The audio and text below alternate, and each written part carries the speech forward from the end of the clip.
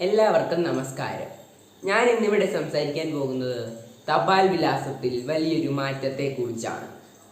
തപാൽ സംവിധാനം നമ്മുടെ ജീവിതത്തിൽ വലിയൊരു മാറ്റം തന്നെയായിരുന്നു ഉണ്ടാക്കിയത്. പണ്ടത്തെ കാലത്തെ ആൾക്കാർ ആശയവിനിമയം നടത്താൻ ഉപയോഗിച്ച കത്തിന് തപാൽ വിലാസം അത്യാവശ്യമായിരുന്നു.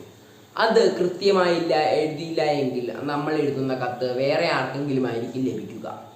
തപാൽ വിലാസം എന്ന് ഉൾപ്പെടുന്നത് വീട്ടുപേര്, ഗ്രാമം, പോസ്റ്റ് ഓഫീസ്, ജില്ല, പിൻകോഡ് എന്നിങ്ങനെ ആയിരുന്നു. 1972 പിൻകോഡിൻ്റെ കണ്ടുപിടുത്തം. പിൻകോഡിൻ്റെ കണ്ടുപിടുത്തത്തോടു കൂടി തന്നെ വളരെയധികം ഉപകാരം തന്നെയായിരുന്നു പിൻകോഡിൻ്റെ കണ്ടുപിടുത്തത്തോടെ ഉണ്ടായിരുന്നത്. കൃത്യസ്ഥലങ്ങളിൽ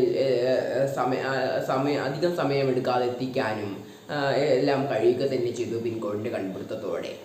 പക്ഷേങ്കിൽ ഇപ്പോൾ നമുക്കറിയാം, ഇപ്പോൾ ഡിജിറ്റൽ യുഗമാണ്. എല്ലാത്തിനും മാറ്റം സംഭവിച്ചുകൊണ്ടിരിക്കുകയാണ്. ഇപ്പോൾ ഓൺലൈനായി ഫുഡ് ഡെലിവറിയും ഓൺലൈനായി ഷോപ്പിംഗ് ചെയ്യാനും ഓൺലൈനായി പല സാധനങ്ങൾ മേടിക്കാനും നമുക്ക് കഴിയും. അതുപോലെ തന്നെ ഓൺലൈനായി നമുക്ക് പണമിടപാടുകൾ നടത്താനും കഴിയുന്നു. അപ്പോൾ ഇങ്ങനെയൊക്കെ മാറ്റം സംഭവിച്ചപ്പോൾ തപാൽ ഇതിനും വളരെ മാറ്റം സംഭവിച്ചു. അങ്ങനെയാണ് ഡിജിപിൻ എന്ന പേരിൽ ഇപ്പോൾ അറിയപ്പെടുന്നത്. ഇപ്പോഴത്തെ ഡിജിപിൻ വരികയാണെങ്കിൽ അതിൽ പല ഉപകാരങ്ങളും ഉണ്ടായിരിക്കും. കാരണം GPS പോലുള്ള സംവിധാനങ്ങൾ ഉപയോഗിച്ച് കൃത്യ സ്ഥലം കണ്ടുപിടിക്കുന്നു. അത് വരുന്നതുകൊണ്ടുള്ള ഏറ്റവും വലിയ ഉപകാരമാണിത്. കാരണം തപാൽ സംവിധാനമാണെങ്കിൽ ഒരു പിൻ നമ്പറായിരുന്നു ഉപയോഗിച്ചിരുന്നത്. അത് ഇങ്ങനെ വിസ്തരിച്ച് കിടക്കുന്ന സ്ഥലത്തെ പിൻ നമ്പർ ആയിരിക്കും. അത് നമുക്ക് ഏത് വീടാണെന്ന് കണ്ടുപിടിക്കാൻ വളരെയധികം ബുദ്ധിമുട്ടായിരിക്കും. പക്ഷേങ്കിൽ ഡിജിപിൻ വരികയാണെങ്കിൽ ഏത് വീടാണോ അവിടെ കൃത്യസ്ഥലം കാണിച്ചു കൊടുക്കും. അങ്ങനെ നമുക്ക് സമയം ലാഭിക്കാൻ കഴിയും. ഈ ഡിജിപിൻ വരുന്നതോടുകൂടി തന്നെ പല ഉപകാരങ്ങളും ഉണ്ടാകുന്നുണ്ട്. അതിൽ ചിലതാണ് പോസ്റ്റുകളും കത്തുകളും കൃത്യസമയത്തും എത്തിക്കാൻ കഴിയുന്നു. അങ്ങനെ സമയം ലാഭിക്കാൻ കഴിയുന്നു. രണ്ടാമത്തേത് ഇങ്ങനെ വിലാസം തെറ്റുന്നത് കുറവ് തന്നെയായിരിക്കും. വിലാസം തെറ്റെന്ന് ഉദ്ദേശിക്കുന്നത് ഇങ്ങനെ സ്ഥലം മാറിപ്പോയി കത്ത് കൊടുക്കുന്നതൊക്കെ ഇല്ലാതാവുക തന്നെ ചെയ്യും.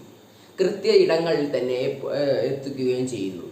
മൂന്നാമത്തേത് എത്ര ഉൾഗ്രാമങ്ങളിലാണെങ്കിലും അവിടെ കൃത്യതയോടെ കത്തുകളും പോസ്റ്റുകളും എത്തിക്കാൻ കഴിയുന്നു. അതുമാത്രമല്ല, ഇതിൻ്റെ മറ്റൊരു ഉപകാരം എന്ന് പറയുന്നത് എമർജൻസി സിറ്റുവേഷനിൽ അത് വളരെയധികം ഉപകാരപ്രദമാകുന്നു. കാരണം ഇപ്പോൾ ഒരാൾക്ക് ആക്സിഡൻറ്റ് സംഭവിക്കുകയാണെങ്കിൽ ആംബുലൻസിനെ വിളിച്ച് കൃത്യ ഇടം പറഞ്ഞു കൊടുക്കുകയാണെങ്കിൽ അവർ അവിടെ തന്നെ കൃത്യയിടത്ത് തന്നെ വരുന്നു. പക്ഷെങ്കിൽ പണ്ടത്തെ കാലത്തായിരുന്നുവെങ്കിൽ അവർ വഴിയൊക്കെ തെറ്റി സമയം കുറേ കഴിഞ്ഞിട്ടായിരുന്നു വരിക. അപ്പോൾ ഡിജിപിൻ വരുന്നതോടുകൂടി തന്നെ വളരെയധികം ഉപകാരം ആകാൻ പോകുന്ന സ്ഥലം തന്നെയാണ് എമർജൻസി സിറ്റുവേഷൻ എന്ന് പറയുന്നത്. പക്ഷേങ്കിൽ ഇങ്ങനെയൊക്കെ ഉണ്ടെങ്കിലും അതിന് പല കുറച്ച് വെല്ലുവിളികളുമുണ്ട്. ഇപ്പോൾ നമുക്കറിയാം, എല്ലാവർക്കും ഈ സാങ്കേതിക വിദ്യയെക്കുറിച്ച് കൂടുതൽ അറിവുണ്ടാവണമെന്നില്ല. അപ്പോൾ അവർക്കൊന്നും ഇത് ഉപയോഗിക്കാൻ കഴിയില്ല. അത് രണ്ടാമത്തേത്, എല്ലായിടത്തും ഇൻ്റർനെറ്റ് ഉണ്ടാവണമെന്നില്ല. അപ്പോൾ അവിടെ ഈ വക സാധനങ്ങൾ പ്രവർത്തിക്കുകയുമില്ല. ഇങ്ങനെ കുറച്ച് മോശമായ കാര്യങ്ങളും ഉണ്ടെങ്കിലും ഡിജിപിൻ വരുന്നതോടുകൂടി തന്നെ നമുക്ക് ഏറ്റവും കൂടുതൽ ഉപകാരം തന്നെയാണ് ഉണ്ടാവുക.